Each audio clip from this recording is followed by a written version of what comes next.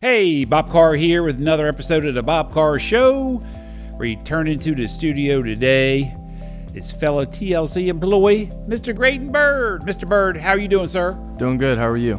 Doing good. You pulling your hair out with all these Christmas lights going on? Yeah, I don't have much left. No.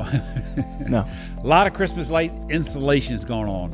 A lot of rehangs. Always got new customers coming in, daily, weekly, last minute, which A lot of requests. Yep. A lot of requests. Some things are easy to take care of, and some things are a little complicated, but we always take care of our TLC customers. Have to. That's what keeps them coming back every year. That's true. That's true. So what's one of the funniest stories you can share so far this rehang season?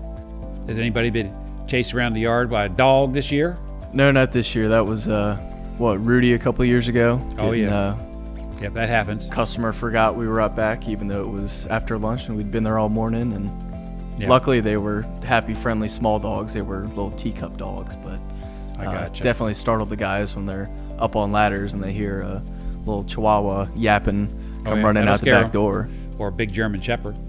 Or at a time years ago when we were up on a client's house in Glen Burnie, and the lady didn't know we were supposed to be there because it was a surprise to her from her husband.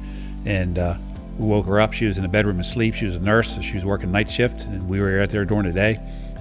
And to come to find out, she had a handgun. She thought someone was breaking in her house, and she called. And I said, whoa, whoa, whoa, whoa, whoa. When we put the story together, it's funny now, but it wasn't funny at the time because she was ready to start shooting through the ceiling.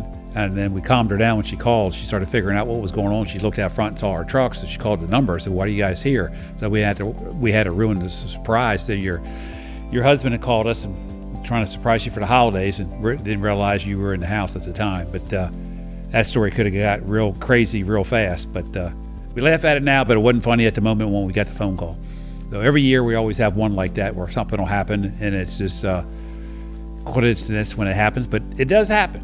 So what else is going on? Any new colors this year? Well, we've always got the usuals, the ones that people love, the warm whites, that classic kind of halogen. Yep.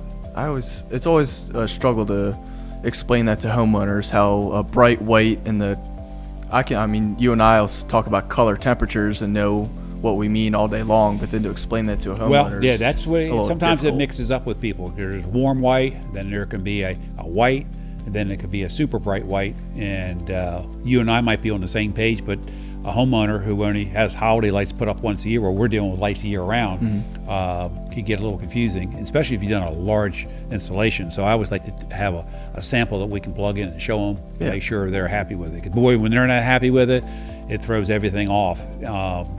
And in their mind, their eyes, because we all see light differently because we're all different ages and different perception of that. So that can get a little crazy if you already installed a complete roof outline and all the shrubs and you got the wrong white. Yeah, especially since we don't see really any of our mistakes or things that went wrong or strains that went out over the season that are just at a time they burned out. The homeowners don't see that till the nighttime after we spent all day doing the install. Yeah.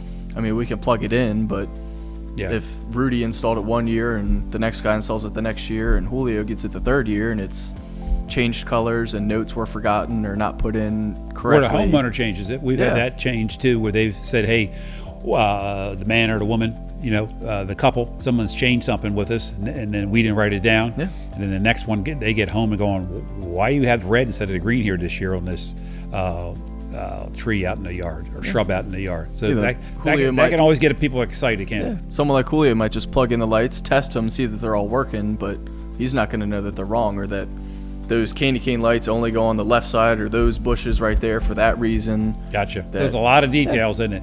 Always. Over 1,000 homes we do, and there's always a couple that are like, what? Well, how did that get changed? Perfect scenario. We can install them all and everyone's happy as soon as we leave, but like I said, we don't find that out until that night when the lights finally turn on with the timer. And then it's always exciting.